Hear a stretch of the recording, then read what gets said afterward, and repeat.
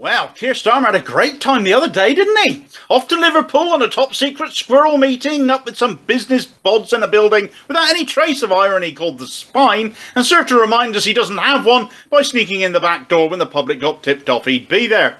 He was up there with fellow right-wing adenoidal asshat Rachel Reeves, who, just like Keith, has all the charisma of a plasterboard offcut, all the likeability of a fart in a lift, and is about as useful as an arsehole with tastebuds. She made her Tory credentials clear by announcing Labour no longer stood for renationalisation of water, energy or rail, despite water being an absolute monopoly, an energy crisis costing us dearly as we subsidise other states who happen to own our infrastructure. EDF, as a for instance, are state-owned by France, and they make £106 million out of customers here to subsidise their own energy needs. So why can't we own it ourselves and save that? And rail, well, Mick Lynch hasn't been causing collective establishment sphincters to twitch for nothing. But no sooner had Reeves made this stupid claim, a novelty for one of Keith's election pledges to be broken for him for a change, given he never disputed it, but others came out to contradict that. Angela Rayner, the Deputy Labour leader, said renationalisation was still on the table. Louise Haigh, the Shadow Transport Secretary, said it was still on the table. Sam Tarry, formerly a Shadow Transport Minister, said it was still on the table.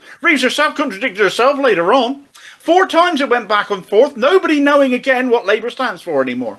But it got worse. Off to lunch, he found himself subjected to a protest by the Merseyside Pensioners Association and a certain Audrey White, who, with nowhere to run, nowhere to hide, finally on camera gave Starmer the peace of her mind. Hundreds of thousands of us wish we could if he would just stop avoiding us, knowing what a widely disliked, disgusting individual he is on so many levels politically. But in Liverpool, he's a scum columnist too, and if you write for that rag, speak to that rag, you're scum yourself.